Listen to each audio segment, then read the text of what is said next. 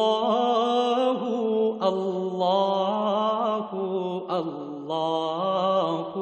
اللہ اللہ اللہ اللہ اللہ اللہ۔ الحمد للہ رب العالمین والصلاة والسلام علی حبیبہ محمد وآلہ وصحبہ اجمعین۔ اعوذ باللہ من الشیطان الرجیم، بسم اللہ الرحمن الرحیم۔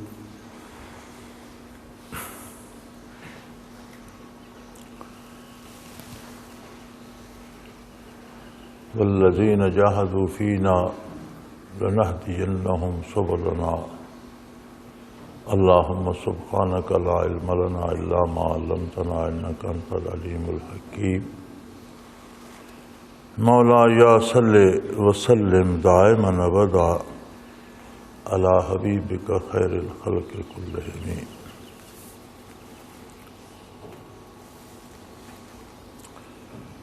سوالات بھی ہیں لیکن میں چاہتا ہوں کہ ایک چھوٹی سی بات کی وضاحت کر دی جائے اور اللہ کرے یہ تمام احباب تک پہنچ جائے۔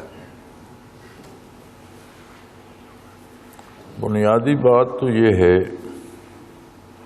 ارشاد باری تعالی ہے والذین جاہدوا فینا لنہدینہم سبلنا، جو لوگ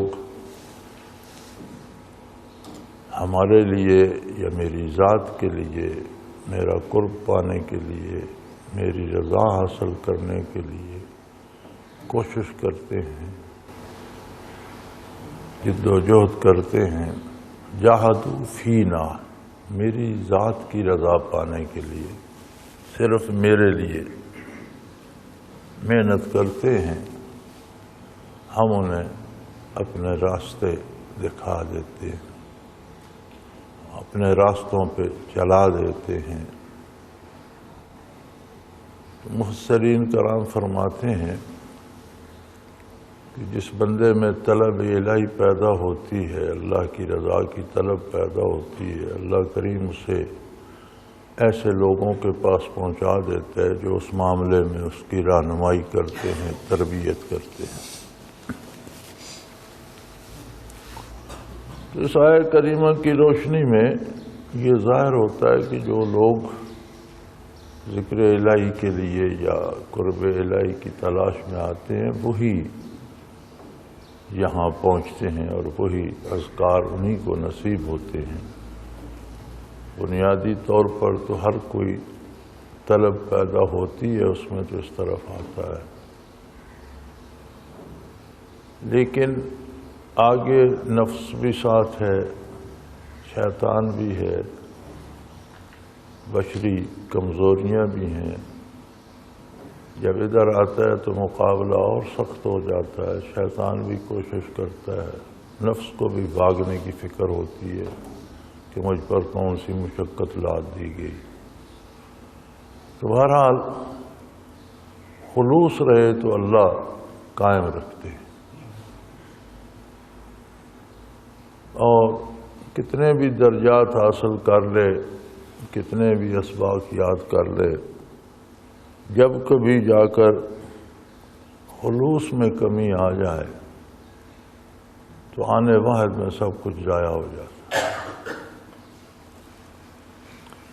خلوص میں کمی کیسے آتی ہے؟ بندہ خود کو اہم سمجھنے لگتا ہے اور چھوٹے چھوٹے جو منافع ہیں ان کی طرف پلٹ جاتا ہے، مجھے نیک سمجھا جائے، مجھے بہت پارسا سمجھا جائے۔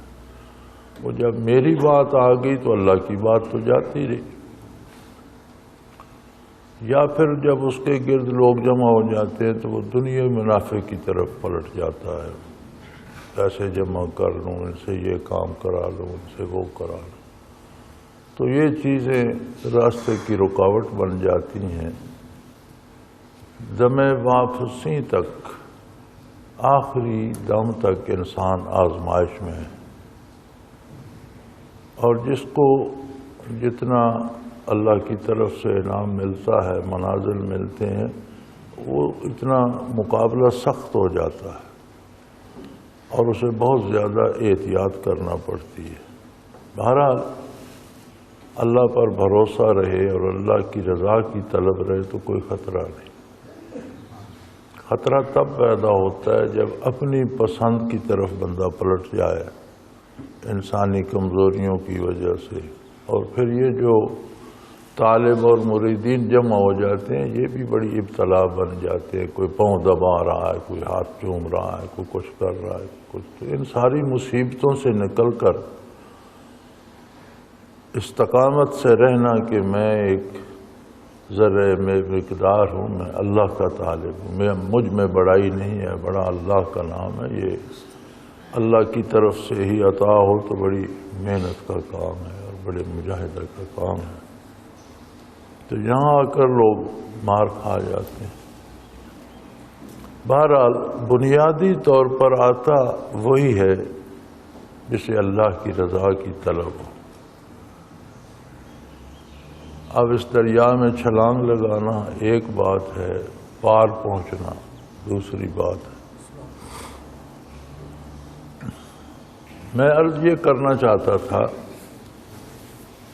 کہ بعض دوستوں کو اللہ کریم ایک نعمت عطا کر دیتا ہے، وہ صاحب مجاز بن جاتے ہیں، طالب ہو کر آتے ہیں، استاد بن جاتے ہیں۔ اللہ کریم کا نظام ہے، جب آگے اللہ کریم نے ان نعمتوں کو چلانا ہے تو اس طرح کے لوگ بھی پیدا فرمائے گا۔ مجازین محنت کرتے ہیں الحمدللہ طالبین کے ساتھ، اور یہ کوشش ہوتی ہے چونکہ اس نسبت ویسیہ کی بنیادی خصوصیت یہی ہے کہ ہر طالب کو روحانی طور پر بارگاہ رسالت پناہی میں پہنچایا جائے۔ لہذا یہاں ہماری بھی اور تمام مجازین کی بھی کوشش یہ ہوتی ہے کہ محنت کرائی جائے اور اسے روحانی طور پر بارگاہ رسالت پناہی علی صاحب الصلاۃ والسلام میں پہنچایا جائے۔ اب ان چیزوں کے لیے بنیاد تعامل بالشریعہ ہے۔ ذکر کرے، ذکر پر محنت بھی کرے، لیکن اپنا نصاب زندگی بھی دیکھے۔ اگر روزی حلال نہیں ہوگی تو پھر مجاہدے سے کیا ہوگا؟ عمل شریعت پر نہیں ہوگا، بنیاد ہی نہیں ہوگی تو اوپر عمارت کیسے بنے گی؟ تو جہاں ذکر میں محنت کرنی پڑتی ہے وہاں بنیاد یہ ہے کہ اپنے کردار کو درست کرنا پڑتا ہے، اور اللہ توفیق دے کردار میں بھی بہتری آ جائے۔ تو ایک اور بڑی یہاں غلطی یہ لگتی ہے صاحب مجازین کو کہ وہ ساتھیوں کو ذکر کراتے ہیں، ان بارگاہ رسالت پناہی تک ان کی روح چلی بھی جاتی ہے، پھر وہ سفارش کر کے یہاں بھیجتے ہیں ان کی بیعت کرائی جائے۔ یہاں آتے ہیں تو بیعت نہیں ہوتی۔ تو کیا وہ غلطی کرتے ہیں یا یہاں ہم زیادتی کرتے ہیں؟ کیوں نہیں ہوتی؟ صورت یہ ہوتی ہے کہ مجازین حضرات یہ خیال نہیں کرتے کہ اس کی روح میں خود قوت پرواز ہے، بارگاہ رسالت تک جا رہی ہے، یا میرے ساتھ بیٹھ کر جاتا ہے تو چلی جاتی ہے، جب خود ہوتا ہے تو نہیں جا سکتی۔ یہ مجازین کو خیال رکھنا چاہیے۔ یہ ایک بات ہے کہ اب میں ذکر کرا رہا ہوں اور میں توجہ دوں تو کسی کی روح بارگاہ رسالت تک چلی جائے، یہ ایک بات ہے، لیکن بیعت تو اس کی ہوگی جو الگ بیٹھ کر بھی ذکر کرے اور اپنے آپ اس کی روح بارگاہ رسالت تک پہنچے۔ تو اکثر یہاں صاحب مجاز حضرات کو دھوکہ لگتا ہے اور وہ سفارش کر کے بھیج دیتے ہیں۔ جب یہاں ساتھی آتے ہیں تو یہاں دیکھا یہ جاتا ہے کہ اس کی روح توجہ دینے سے پہنچتی ہے یا اس میں اتنی استعداد آ گئی ہے کہ آج خود جب ذکر کرتا ہے تو اس کی روح بارگاہ رسالت میں پہنچ جاتی ہے۔ تو اکثر ایسا ہوتا ہے کہ ان کی روح میں ابھی اتنی استعداد نہیں ہوتی کہ آج خود وہاں پہنچے۔ یہ معاملہ بڑا نازک ہے۔ اب کسی پہ اس بات پہ جھوٹ بول دینا کہ اس میں استعداد روح میں نہیں ہے، اسے کہا جائے تمہاری بیعت ہوگی، تو یہ تو بڑی زیادتی ہے۔ کل فرض قیامت اللہ کے حضور جانا ہے، بارگاہ رسالت میں پیش ہونا ہے، تو وہاں کیا جواب ہوگا؟ حضور کے ارشاد کا مفہوم ہے کہ جس نے جان بوجھ کر مجھ پر جھوٹ بولا وہ اپنا ٹھکانہ جہنم میں تلاش کرے۔ من کذب علی متعمدا فلیتبوأ مقعدہ من النار او کما قال رسول اللہ صلی اللہ علیہ وسلم۔ تو یہ تو وہی سیدھی سیدھی دوزخ کی وعید ہے کہ بندہ حضور صلی اللہ علیہ وسلم کے نام پر جھوٹ بولے، تو یہ نہیں ہو سکتا۔ بعض دوستوں کو شکایت ہوتی ہے کہ جی وہاں ساتھی سختی کرتے ہیں اور ہم یہاں سے سفارش کر کے بھیجتے ہیں اور وہ وہاں روک دیتے ہیں اور بیعت نہیں کراتے۔ ایسی بات نہیں ہے، کوئی سختی نرمی نہیں کرتا۔ جس طرح بیعت کرنے والے کی آرزو ہوتی ہے مجھے بیعت ہو، یا صاحب مجاز کی خواہش ہوتی ہے میرے ساتھی کی بیعت ہو جائے، اس سے زیادہ ہماری خواہش ہوتی ہے کہ زیادہ سے زیادہ لوگوں کو یہ نعمت نصیب ہو۔ یہاں تو صرف طلب دیکھی جاتی ہے، جس میں طلب ہے وہ امیر ہے یا فقیر ہے، عالم ہے یا غیر عالم ہے، جو بھی ہے جس میں طلب ہے، جسے اللہ عطا کرے اسے نصیب ہو، بہت بڑی بات ہے، کوئی روکتا نہیں۔ یہ ضرور دیکھنا پڑتا ہے، اور مجازین حضرات سے بھی میری درخواست ہے کہ وہ ایک بات یاد رکھیں۔ بعض لوگوں کو تو مشاہدہ ہو جاتا ہے، کشف ہو جاتا ہے، چلو اللہ کی عطا ہے۔ جسے کشف نہ ہو اسے وجدان ضرور ہوتا ہے، اس کے دل کو یقین ہو جاتا ہے کہ یہ کام ہو رہا ہے۔ اب موسیٰ علیہ السلام کی والدہ ماجدہ کو کشف نہیں ہوا تھا، ان پر جو القاء ہوا کہ بچے کو دریا میں ڈال دیں، تو ان کے وجدان نے اس کی تصدیق، انہیں اتنا یقین ہو گیا کہ انہوں نے نوزائیدہ بچہ اٹھا کر دریا میں ڈال دیا۔ تو انہیں کشف نہیں ہوا تھا، اور نہ کشف کا کوئی تذکرہ قرآن کریم میں ملتا ہے۔ اتنا ہی ملتا ہے کہ اوحینا الی ام موسیٰ، ہم نے موسیٰ کی والدہ پر القاء کیا، ان کے دل میں بات ڈالی۔ اور پھر اللہ کریم ارشاد فرماتے ہیں کہ شاید دریا میں ڈالنے کے بعد وہ شور مچا دیتی، ربطنا علی قلوبہم، ان قلوبہا، ان کے قلب ساتھ ہم نے رابطہ کیا، اسے مضبوط کر دیا۔ تو جسے بھی مراقبات نصیب ہوتے ہیں، مشاہدہ نبی ہو، اس کا وجدان، اس کا دل قائم ہو جاتا ہے، اسے تسلی ہو جاتی ہے۔ تو وہی کشف نہ ہو تو اس کا وجدان ہی پوچھ لیا کریں، اگر وہ بھی مذبذب ہے ہوا ہے یا نہیں ہوا تو اس کا مطلب ہے نہیں ہوا۔ کسی کے ساتھ ارواح کا چلا جانا اور بات ہے، صاحب مجاز کے ساتھ یا شیخ، میں یہاں روز کر آتا ہوں، شاید لطائف والے جو طالب ہیں شاید ان کی ارواح بھی کھینچتی چلی جاتی ہوں، لیکن اس سے انہیں وہ مراقبہ تو نصیب نہیں ہو جاتا۔ وہ تو تب ہوگا جب روح میں اپنی قوت آئے، اور جب وہ مراقبہ کرے تو اس کی روح بارگاہ رسالت میں پہنچے، بیعت کے قابل تب ہو۔ یہ نہ سوچا جائے کہ یہاں کوئی ایسا بندہ ہے جو چاہتا ہے کہ آپ کی بیعت نہ ہو، بلکہ ہماری تو آرزو ہوتی ہے، ہم نے تو زندگی اللہ کا شکر ہے کہ اس کام پہ لگا دی، عمر لگا دی، تو ہماری تو خواہش ہوتی ہے کہ ہر ساتھی کو یہ نعمت نصیب ہو۔ تو میری مجازین سے درخواست ہے کہ اپنے معاملات بھی ساتھیوں کے دیکھا کریں، معاملات بنیاد ہیں۔ اب بعض حضرات کی سفارش آ جاتی ہے، ان کی 5 نمازیں بھی پوری نہیں ہوتی۔ ایک بندہ 5 نمازیں پوری نہیں کرتا، کس کی جرأت ہے کہ اسے بارگاہ رسالت میں لے جائے کہ جی اسے بیعت کر لو؟ معاملات درست نہیں ہوتے۔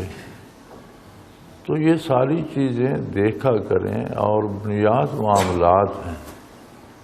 یہاں آ کر یہی چیزیں دیکھی جاتی ہیں۔ سارے معاملات درست بھی ہوں تو پھر بھی روح میں قوت پرواز ہونی چاہیے کہ وہ اکیلا بندہ بھی بیٹھ کر مراقبہ کرے تو اس کی روح بارگاہ رسالت میں پہنچے، تب وہ بیعت کے قابل ہوتی ہے۔ تو میری یہ درخواست ہے مجازین حضرات سے کہ یہاں آپ کو بہت دھوکہ لگتا ہے۔ آپ ساتھ ذکر کراتے ہیں تو آپ سمجھتے ہیں میرے ساتھ گئی ہے تو ٹھیک ہے، نہیں، آپ کے ساتھ جانا اور بات ہے، اور از خود وہاں تک پہنچنا دوسری بات۔ تو اللہ سب کو توفیق دے، ہر کوئی اسی طلب میں لگا ہوا ہے، اور اللہ قادر ہے۔ بڑے عجائبات قدرت ہوتے ہیں، ہماری سمجھ میں نہیں آتے۔ ہم ایک دن گجرات کے دیہات کی طرف جا رہے تھے، کسی ساتھی کے پاس جانا تھا۔ عموماً میں ڈرائیور ہوتا تھا، حضرت رحمۃ اللہ علیہ ساتھ ہوتے تھے، 2-3 ساتھی بھی ساتھ تھے، 4-5 بندے کار میں جو تھے۔ ایک کچی سی سڑک تھی، شاید 8 فٹ کا گولا تھا، جیسی دیہات میں جاتی ہیں۔ تو ہم ایک جگہ سے گزرے، اب ہمیں تو کوئی پتہ نہیں تھا ادھر کیوں جانا، تو ساتھی کہاں جا رہے تھے، حضرت کا پڑا تھا۔ حضرت نے فرمایا گاڑی روکو۔ گاڑی ایک سائڈ پہ کھڑی کر دی، تو ساتھ سڑک کے کنارے پر اونچا سا جگہ تھی، اونچی سی چھوٹی سی ڈھیری سی تھی، اس پر ایک قبر تھی۔ حضرت کچھ دیر خاموش بیٹھے رہے، مراقبہ کرتے رہے، پھر فرمایا چلو چلیں، چل پڑے۔ تو میں نے عرض کیا حضرت کیوں رکوایا تھا آپ نے، اور کیا کیا؟ فرمایا تم نے دیکھا قبر تھی ساتھ میں؟ جی دیکھی۔ کہ یہ شخص ساری عمر سلوک تلاش کرتا رہا ہے، پھرتا رہا ہے ملکوں جہاں تک اس کی رسائی ہو سکی، اسے کوئی اللہ اللہ بتانے والا نہیں ملا، اسی طلب میں یہ مر گیا۔ تو آج جب ہم یہاں سے گزرے تو میرے دل میں اللہ نے بات ڈال دی کہ اسے کچھ مراقبات کرانے چاہیے۔ تو میں نے اسے لطائف کرائے، مراقبات ثلاثہ کرائے، تو یہ اس کو نصیب تھا، اسے مل گیا۔ نظام قدرت کو دیکھے، کیسا عجیب نظام۔ اب پتہ نہیں وہ کب کا فوت شدہ تھا، کوئی جانتا نہیں تھا، کوئی وہاں واقف نہیں تھا کہ کون تھا، کیا نام ہے۔ پرانی قدیم قبر تھی، غیر معروف، لیکن اللہ نے اس کا حصہ اس تک پہنچا دیا۔ تو یہ تو طلب پہ بات ہے، طلب صادق رہے، خالص رہے تو اللہ کریم محروم نہیں رکھتے۔ مرنے کے بعد بھی اگر انتظام کر دیتے ہیں تو کتنی عجیب بات ہے، کتنا اس کا کرم ہے۔ بہرحال یہ معاملات زیر بحث نہیں لائے جا سکتے کہ ایسی باتیں ہوتی ہیں کہ لوگ اس میں بھٹک جاتے ہیں۔ تو مجازین حضرات کو بھی چاہیے کہ یہ ساری احتیاطیں مد نظر رکھیں۔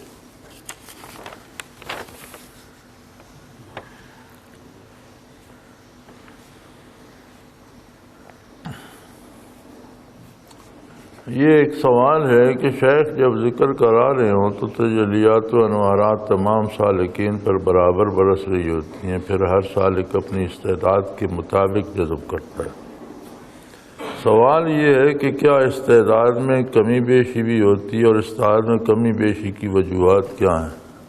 مزیدار سوال ہے۔ بارش جب برستی ہے تو زمین کی مختلف اقسام ہیں، ایک زمین ہے جس میں ہل چلایا گیا ہے، تیار کی گئی ہے، کھیتی بنائی گئی ہے، اس میں اس کا مختلف اثر ہوتا ہے۔ ایک زمین ہے جو بیرن پڑی ہے، اس میں گھاس اگتی ہے، جھاڑیاں اگتی ہیں، پھول اگتے ہیں، مختلف اثر ہوتا ہے۔ ایک کلر زدہ زمین ہے، اس پہ بارش ہوتی ہے تو اس کا کلر اور زیادہ بڑھ جاتا ہے، اور زیادہ نمکیات ابھر آتے ہیں اور ساری پر سفیدی چھا جاتی ہے۔ ایک پتھر ہے، اس پہ بارش ہوتی ہے تو اس کا اور اثر ہوتا ہے۔ قرآن کریم میں ہے کہ جو تھوڑی بہت اس وقت گرد ہوتی بھی ہے وہ بھی بارش کا پانی بہا لے جاتا ہے۔ تو یہ اپنے اپنے طبیعت ہوتی ہے، اپنا اپنا مزاج ہوتا ہے، اس پر اثرات مرتب ہوتے ہیں۔ اب یہ طبیعت و مزاج یا استعداد میں کمی بیشی، اس کی بنیادی وجہ تو نیت اور ارادہ ہوتا ہے۔ اگر نیت حصول رضائے باری کی ہو تو سب سے اعلیٰ استعداد نصیب ہوتی،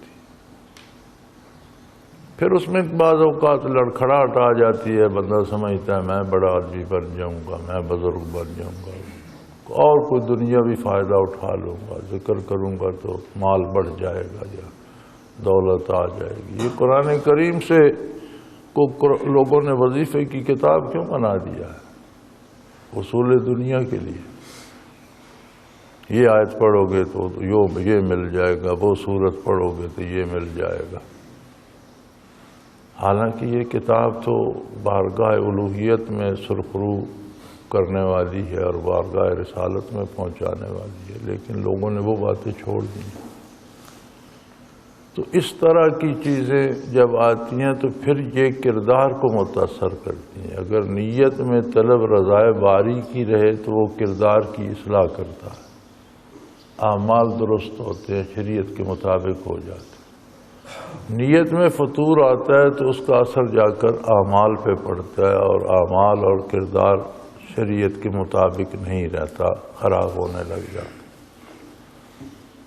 کردار خراب ہوتا ہے تو اس کا اثر قلب پر اور اس کی کیفیات پہ پڑتا ہے۔ نیت کا بھی اثر ہو گیا، پھر اوپر سے وہ کردار کا غبار بھی آ گیا، تو استعداد قبولیت جو ہے وہ جتنا گرد پڑتی ہے، اتنی کہ ایک آئینے پہ جتنی گرد پڑے گی اتنی اس کی جو اپنا آئینے کا کام ہے وہ اتنا کم ہوتا جائے گا۔ تو یہ فرق پڑتا ہے۔ سب سے پہلے سالک کو چاہیے کہ نیت کو خالص رضائے باری کے لیے رکھے، اور اس کا نسخہ قرآن کریم نے بتا دیا۔ حضور کو فرمایا کہ لوگوں کو بتا دیجئے ان کنتم تحبون اللہ فاتبعونی، اگر تمہیں اللہ سے محبت ہے تو میرا اتباع کرو، یحببکم اللہ، تم اللہ کے محبوب بن جاؤ گے، اللہ تم سے محبت کرنے لگ جائے۔ تو اس طرح سے استعداد گھٹتی بڑھتی رہتی ہے، چونکہ بندے کے جو مزاج ہے اس میں ہر آن ایک جھکڑ سا چلتا رہتا ہے، یا وہ بھلائی کی طرف بڑھتا رہتا ہے یا برائی کی طرف، یا کبھی رک جاتا ہے۔ رک جانا بھی تو نقصان ہے، جو ترقی کر رہا ہے اس سے رک جانا بھی تو ایک نقصان ہے۔ لہذا اس راہ میں یا نفع ہوتا ہے یا نقصان۔ کوئی کاروبار کرتا ہے اسے منافع نہیں ہوتا، اصل رقم بچ جاتی ہے، تو یہ بھی تو ایک نقصان ہے کہ اس نے محنت کی، رقم خرچ کی تو منافع کے لیے کی تھی، وہ تو نہ ملا، اور اگر اصل سے بھی ضائع کر بیٹھے تو زیادہ نقصان ہو گیا۔ نہیں تو کمانا تو منافع چاہیے۔ تو استعداد نیت، ارادے اور خلوص سے بڑھتی۔ دوسری بات یہ ہے کہ مراقبات کا جلدی ہونا یا دیر سے ہونا یہ ایک الگ بات ہے۔ ضروری نہیں کہ جس کی نیت بہت اچھی ہے اسے فوراً ہو جائے، ایسا نہیں ہوتا۔ یہ اللہ کریم بہتر جانتے ہیں کہ کب کس کو کون سی نعمت عطا کرنی۔ جب الحمدللہ جب ہم لطائف کرتے تھے تو ہم لطائف کرتے تھے۔ آج کل تو پتہ ہی نہیں چلتا. آپ کتنے سینکڑوں لوگ یہاں، ہزاروں بھی بعض اوقات ذکر میں بیٹھے ہوتے ہیں. ساتھ دفتر میں ہوتا ہوں، ان کو پتہ نہیں چلتا کوئی ذکر کر رہا ہے. جب ہم کرتے تھے الحمدللہ تو جس مکان میں ہم کرتے تھے اس کے دروازے کھڑکیاں بج رہے ہوتے تھے اور گھنٹوں کے حساب سے کرتے تھے. مجھے یاد ہے سردیوں میں سحری کے لطائف میں 4 سے 6 تک 4 گھنٹے صبح کے لطائف کیا کرتا تھا، اور اسی طرح پھر شام کے الگ. اور جب ہم ذکر کرتے تھے مجھے بڑی اچھی طرح یاد ہے کہ سردیوں میں دسمبر کی راتوں میں ہم گڑ کا شربت پیا کرتے تھے اور پیٹ خراب ہو جایا کرتا تھا تو اور منہ پھول جایا کرتے تھے، اندر سے چھالے بن جاتے تھے، خون آنا شروع ہو جاتا. 2 چیزیں ہمیشہ پاس رکھتے تھے، سب گول کا چھلکا اور پھٹکڑی. جب پیٹ خراب ہوتا تو سب گول کا چھلکا پانی میں حل کر کے اس میں گڑ ڈال کے پیا کرتے تھے، اور منہ جب خون آنے لگ جائے چھالے بن جاتے تو پانی میں پھٹکڑی گول کر زرگرے کیا کرتے تھے. اور سردیوں کے دسمبر کی راتیں ہوتی تھی. اب تو اس طرح کی محنت کوئی نہیں کرتا. اور حضرت اکثر فرمایا کرتے تھے کہ مجھے 3 سال لگے تھے لطائف میں. جو میرے ساتھ لوگ آتے تھے 1 ہفتے میں فنا فی رسول فنا بقا بھی کر کے چلے جاتے تھے، لیکن میں 3 سال لطائف کرتا رہا. حضرت رحمۃ اللہ تعالی علیہ نے 16 سال لطائف کیے، اور 16 سال بعد سالک المجذوبی تک مراقبات نصیب ہوئے.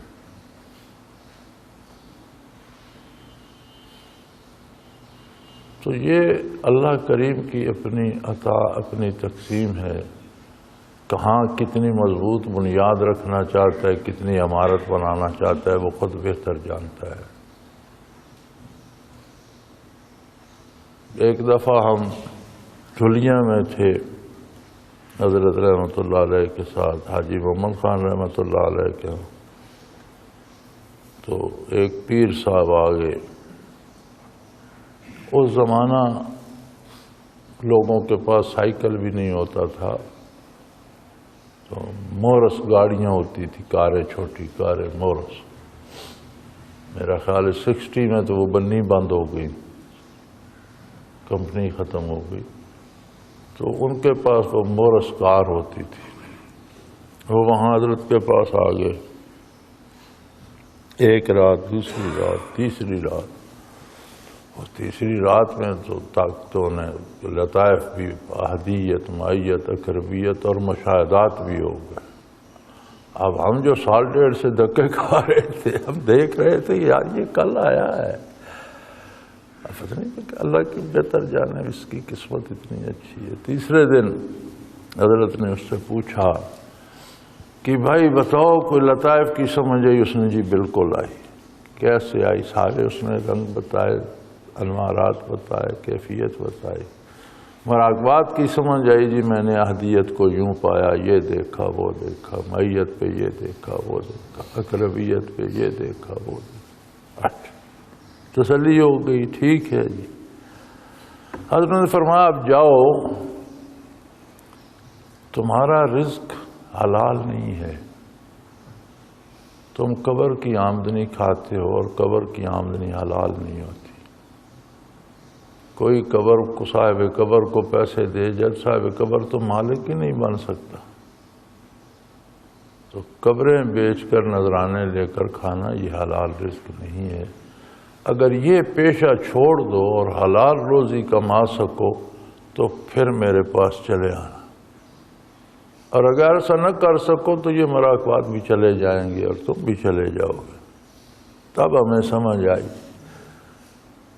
تو بعد میں حضرت نے خود پھر وضاحت کر دی کہ اللہ نے اسے اس لیے یہ نعمت عطا کر دی تھی کہ یہ نہ سمجھے کہ ہے ہی کچھ نہیں.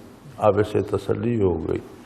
اب اس کی چوائس ہے کہ اللہ اللہ کو چاہتا ہے یا دنیا کو چاہتا ہے تو ادھر سے معروم ہو جائے گا، اور اللہ اللہ چاہتا ہے تو اپنا رزق حلال کرے گا اور آ جائے گا. پھر وہ نہیں آیا، کیا آنا تھا. تو یہ اللہ کی حکمتیں ہیں، اللہ کریم کے اپنے کام ہیں بندے میں طلب ہونی چاہیے رضائے الہی کی، اتباع رسالت کا درد ہونا چاہیے، تو استعداد بڑھتی رہتی ہے۔ اور اگر یہ نہ ہو اور کوئی اور چیزیں آ جائیں دل میں، ذہن کسی وقت بھی آ سکتی ہیں، گڑبڑ ہو جائے تو پھر وہ ضائع چلی جاتی ہے۔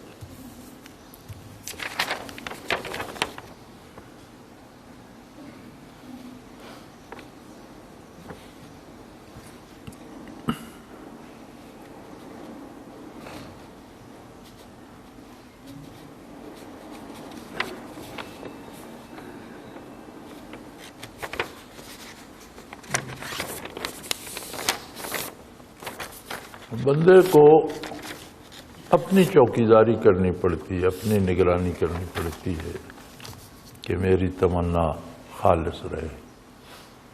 ہم تو دوسروں کی کرتے ہیں نا، گھر کی نگرانی کی یا مال کی، سب سے زیادہ نگرانی اپنی کرنی پڑتی ہے۔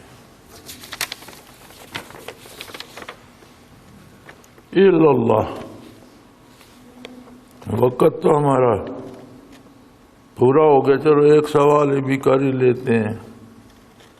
قرآنی دعا ہے رب اشرح لی صدری، اے میرے رب میرا سینہ کھول دے۔ اب یہاں لفظ قلب نہیں صدر ہے۔ میرے دو سوال ہیں، سینہ کھول دے سے کیا مراد ہے؟ کیا انسانی وجود میں سینے کی کوئی خاص اہمیت ہے؟ گزارش یہ ہے کہ سینہ کھول دے یہ محاوراتی زبان ہے،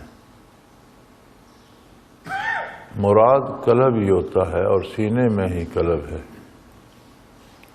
اور یہ ایک محاورہ ہے کہ اللہ سینہ کھول دے یا سینہ تنگ ہو جائے تو قرآن کریم فرماتا ہے کہ ہم جس سے ناراض ہوتے ہیں اس کا سینہ دین کے لیے تنگ کر دیتے ہیں، تو وہ فزیکلی تو سینہ تنگ نہیں ہوتا، دل میں سے طلب الہی چلی جاتی ہے، یا جس پر اللہ راضی ہوتا ہے اس کا سینہ کھول دیتا ہے۔ موسیٰ علیہ السلام کی دعا ہے اللہ میرا سینہ کھول دے، مراد یہ ہے کہ میرے دل میں وہ علوم کے خزانے اڈیل دے کہ مقابلے میں جو بات بھی آئے میں اس کا جواب دے سکوں۔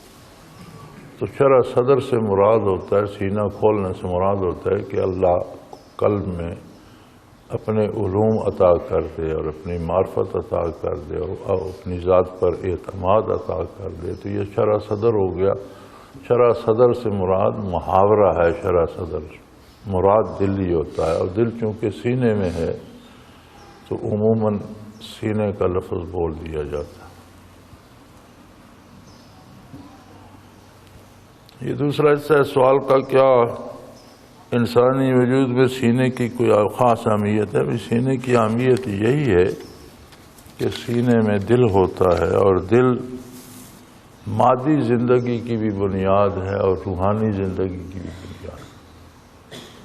دل مادی طور پر بگڑ جائے تو مادی زندگی کے لیے خطرہ بن جاتا ہے، اور روحانی طور پر بگڑ جائے تو روحانی زندگی کے لیے خطرہ بن جاتا ہے۔ اسی دل کے اندر ایک لطیفہ ربانی ہے جسے لطیفہ قلب کہتے ہیں، انگریزی والے اسے سیٹل ہارٹ کہتے ہیں، سائنس والے بھی مانتے ہیں، اور وہ سیٹل ہارٹ بگڑے، لطیفہ قلب بگڑے تو روح کے لیے خرابی پیدا، روحانی زندگی کے لیے خرابی پیدا ہو جاتی ہے۔ مادی دل بگڑے تو مادی زندگی کے لیے خطرات پیدا ہو جاتے ہیں۔ تو چونکہ دل کا مقام صدر ہے، سینہ ہے، تو اس لیے محاورتاً کہہ دیا جاتا ہے کہ سینہ تنگ کر دیا گیا یا سینہ کھول دیا گیا۔ وآخر دعوانا ان الحمدللہ رب العالمین، الحمدللہ رب العالمین، والصلاة والسلام اللہم ربنا لا تقتلنا لغضبک ولا تهلكنا بعذابک واعف عنا وتول عنا اللہم ربنا لا تسلط علینا من لا يرحمنا ولینا فی سفرنا صلی اللہ تعالی علی حبیبہ محمد رحمت اللہ اللہ اللہ اللہ اللہ اللہ اللہ اللہ حضرت امیر محمد اکرم آوان مد ذلہ العالی دارالعرفان منارہ ضلع چکوال میں سالہ سال سے قرآن و حدیث کے اوپر خطابات کر رہے ہیں اور سلسلہ نقشبندیہ اویسیہ کے مطابق لوگوں کو ذکر الہی کی تربیت دے رہے ہیں۔ وہ قرآن پاک کی تفسیر ترتیب وار بیان کر رہے ہیں۔ تفسیر قرآن کو وہ موجودہ ملکی اور بین الاقوامی حالات کے مطابق بیان کرتے ہیں۔ موٹر وے سے کلر کہار کے انٹرچینج سے نکلتے ہوئے کلر کہار کی جھیل سے ہوتے ہوئے میانی، بوچھال اور نور پور سے گزرتے ہوئے دارالعرفان منارہ پہنچ سکتے ہیں۔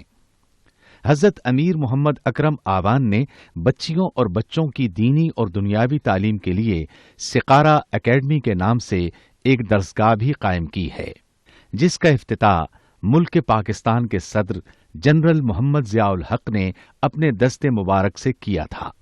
وہ تمام احباب جو اسلام کی طلب رکھتے ہیں ان سے گزارش ہے کہ دارالعرفان منارہ ضلع چکوال میں امیر محمد اکرم آوان صاحب کے خطابات سے مستفید ہوں۔